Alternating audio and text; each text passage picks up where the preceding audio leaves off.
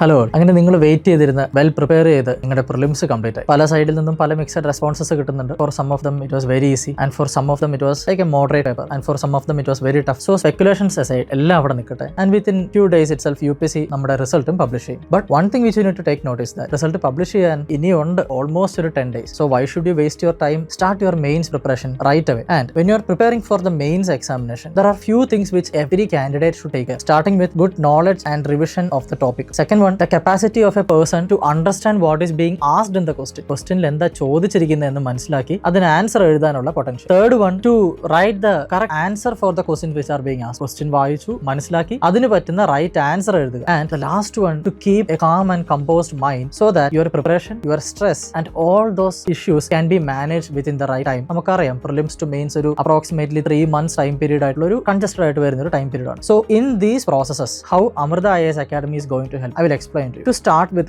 the knowledge part and the revision part of a candidate. See, നിങ്ങൾ പ്രിലിംസിന് വേണ്ടി well prepare ചെയ്ത് prelims പഠിച്ച് പാസ്സായി വരുന്ന ഒരാളാണ്. So the basics is already known to you, and the next thing which you need is to have good exposure to the good quality questions which reflects the standards of UPSC. ചുമ്മാ ഏതെങ്കിലും ഒരു UPSC mains question ഏതെങ്കിലും syllabus ടോപ്പിക്കിൽ നിന്ന് എടുക്കുന്നതല്ല ഒരു mains series എന്ന് പറയുന്നത്. Well crafted ആയിട്ട് സിറ്റുവേഷൻ അവയർനെസ്സിൽ കറണ്ട് അഫയേഴ്സിനോട് കണക്ട് ചെയ്ത് UPSC ചോദിക്കുന്ന പാറ്റേണിൽ ക്വസ്റ്റ്യൻ ചെയ്തുള്ള എക്സ്പീരിയൻസ് ആണ് ഏതൊരു കാൻഡിഡേറ്റിനും വേണ്ടത്. Here is the main role of Amrita IAS Academy in your mains preparation. Last year, അതായത് 2025 mains examination, we are the only academy which can claim that the exact same question which we asked without any change, ഒരു word ഒരു comma പോലും change ഇല്ലാതെ the same question was asked by UPSC. No one else has that claim. See, how did we manage to do that? We analyze the questions. കഴിഞ്ഞ കുറേ വർഷങ്ങളിൽ UPSC questions analyse ചെയ്യും. നമ്മുടെ question making ടീമിന് ആ ഒരു analysis pattern കൊടുക്കും. Based on that, they will analyze the current affairs, they will analyze the current trends which are ongoing in the system, in the nation, around the world. അതിന്റെ ബേസിസിൽ they will predict some questions and they will make some questions based on that. അപ്പോൾ ആ ഒരു reflection നമ്മുടെ essayയിൽ ആയിക്കോട്ടെ, essayയിൽ we got the exact ditto question, then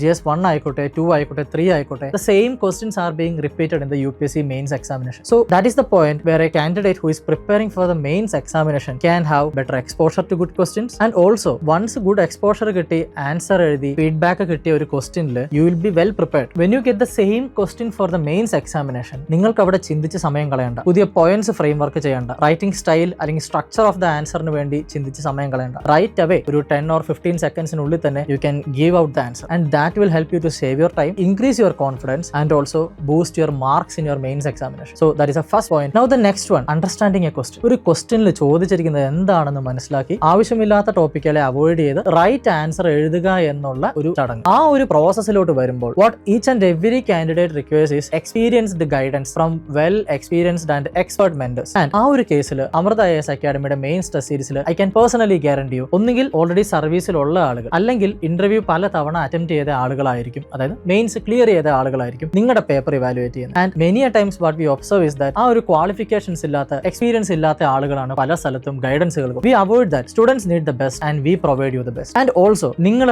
സാറ്റർഡേസിൽ നമ്മുടെ mains test series exam എഴുതിയ ശേഷം within 1 week itself, mostly the evaluation and feedback will be completed by 2 or 3 days, but ഞാൻ ഒരു 1 week advance പറയാം. So within 1 week itself your paper will be evaluated and feedback will be given to you. That is a guarantee from my side and from the side of Amrita IAS Academy. And the third thing, ഒരു മെന്ററിന് maximum 10 mentees, അതിൽ കൂടുതൽ ഒരു മെന്ററിന് handle ചെയ്യാൻ ബുദ്ധിമുട്ടാണ്. കാരണം ഒരു mains ആൻസറിന്റെ ഒരു test, for example ഇപ്പൊ നിങ്ങൾ GS2ന്റെ ഒരു ഫുൾ ടെസ്റ്റ് എഴുതി, നിങ്ങൾ 20 questions ആണ് എഴുതിയിരിക്കുന്നത്. 20 questions എഴുതാൻ നിങ്ങൾക്ക് 3 hours എടുത്തു. ആ 20 questions ഇവാലുവേറ്റ് ചെയ്യാൻ on an average from my personal experience ഒരു പേപ്പർ പ്രോപ്പർലി ഇവാലുവേറ്റ് ചെയ്ത് അതിൽ ഫീഡ്ബാക്ക് അനലൈസ് ചെയ്ത് ആ സ്റ്റുഡന്റിന്റെ സ്കിൽസ് വീക്ക്നെസ്സസ് എല്ലാം അനലൈസ് ചെയ്യാൻ the evaluator will need at least 1.5 hours. Then comes the feedback part, and the feedback will take at least 30 minutes. So per student at least ഒരു വീക്കിൽ the mentor will have to spend at least 2.5 hours എങ്കിലും paper evaluate ചെയ്ത് feedback കൊടുക്കാൻ ആവശ്യമാണ്. It takes more than that. So for that mentor should be having sufficient time. ഒരു മെന്ററിന് തന്നെ handle ചെയ്യാൻ പറ്റുന്നതിലധികം സ്റ്റുഡൻസിനെ compress ചെയ്ത് കൊടുത്തു കഴിഞ്ഞാൽ what will happen? സ്റ്റുഡൻസിന് അതിന്റെ എഫക്ട് ഉണ്ടാവില്ല. ആ ഒരു മെന്റർഷിപ്പ് എടുക്കുന്നതിന്റെയോ ആ ഒരു പേപ്പർ